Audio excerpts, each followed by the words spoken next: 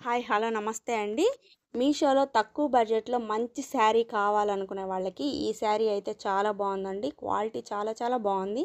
ఇది mall silk అని ఇచ్చారు కానీ మైసూర్ సిల్క్ లాగా ఉంది శారీ అయితే.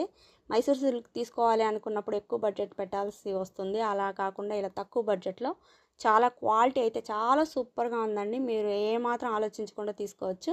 ఇది హాఫ్ మీటర్ పళ్ళు ఇచ్చారనమాట. డిజైన్ పళ్ళు ఇచ్చారు. బార్డర్ అనేది చిన్న బార్డర్ ఇచ్చారు పైన. కింద పెద్ద బార్డర్ ఇచ్చారు.